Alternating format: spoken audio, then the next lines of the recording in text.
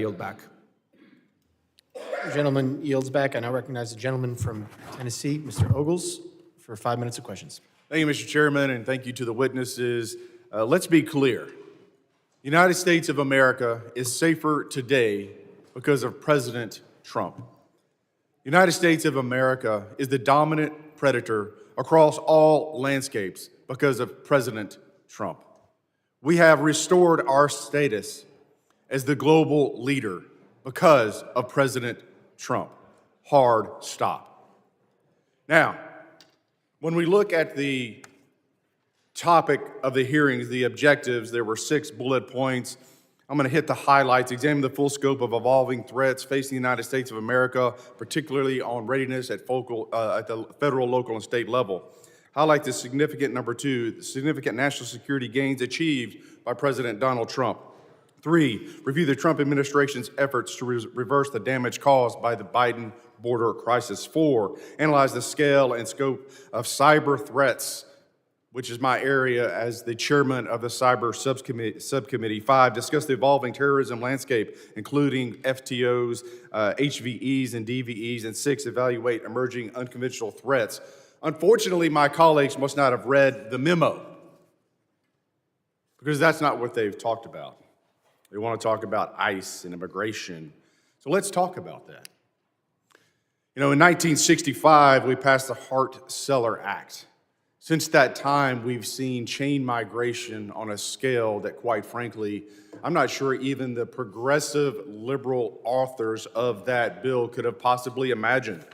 In that amount of time, we've seen 60 million migrants come into this country, most of which, 90%, from third world countries. There are roughly 300,000 Afghans in America, 200,000 of which came under Biden. Approximately 45% of Afghans are on U.S. food stamps. Afghans under the Biden administration have an unemployment rate double that of Americans. 68% of Afghans are on Medicaid. Let's go overseas. And so if that sounds like political rhetoric, let's look at the facts.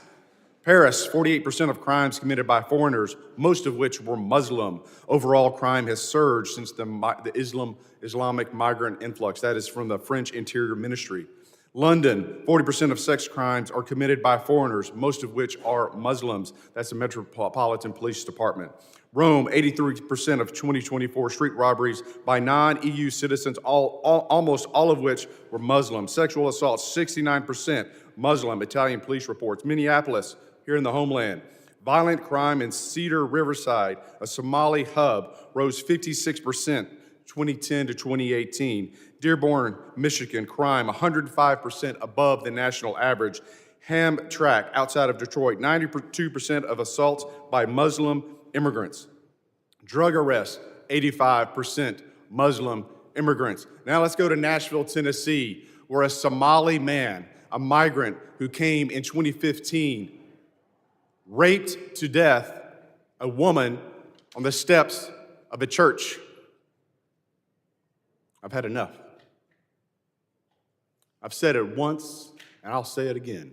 Deport them all. This is our country. We get to decide who comes in, and we get to decide who has to leave.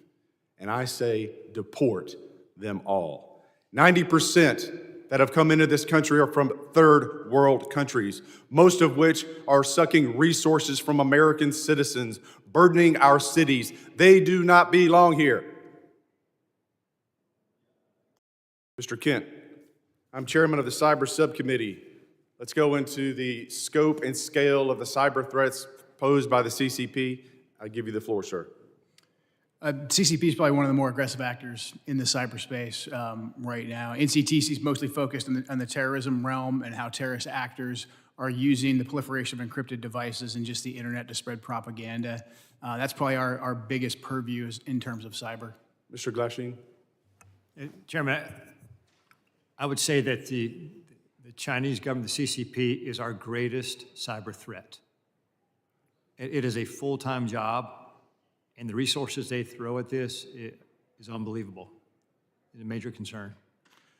You know, I want to thank the witnesses for being here, and I want to thank President Trump. You know, as I sit in the skiff and I'm reading the briefings from the CIA and the FBI on the daily attacks to our country and to our infrastructure, I appreciate the president and I appreciate you gentlemen and your service to this country in keeping Americans safe. They have no idea what you do every single day. God bless you and God bless America. Mr. Chairman, I yield back. Gentleman yields back. I now recognize the gentlelady from New Jersey, Ms. Poe, for 5 minutes of questions. Thank you, Mr. Chairman, and to our ranking member. Yes, indeed, we've spoken a great deal and learned